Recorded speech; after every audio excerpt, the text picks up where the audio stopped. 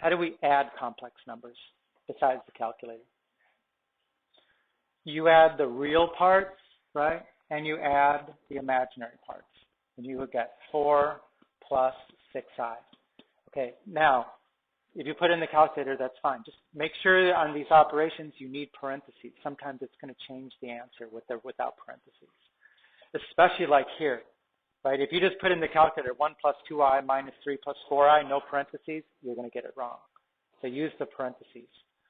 Okay, so subtract the real parts, the real terms, and the imaginary terms. 1 minus 3, negative 2. 2i minus 4i, minus 2i. How do we multiply imaginary numbers, complex numbers?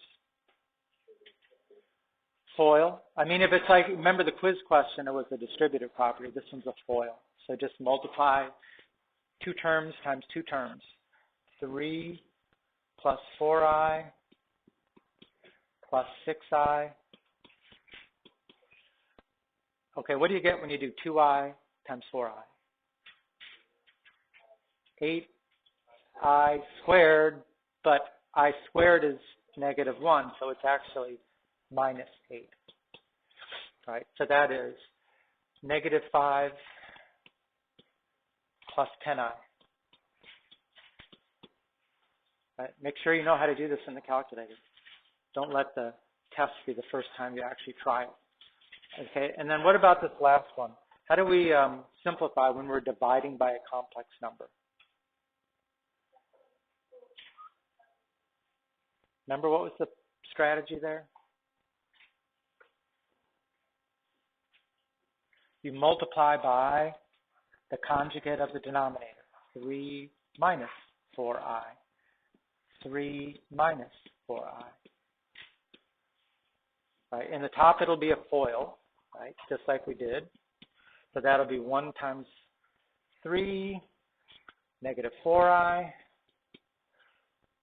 6i, and then 2i times negative 4i. This time it's negative 8i squared, which makes it plus 8. In the denominator, when you multiply conjugates, you don't really need the whole FOIL because the middle 2 terms drop. It's just the first terms, 9, and the last terms, 4i times negative 4i is negative 16i squared, which is 16. Right, so this is 3 plus 8 is 11. Negative 4i plus 6i is 2i divided by 25.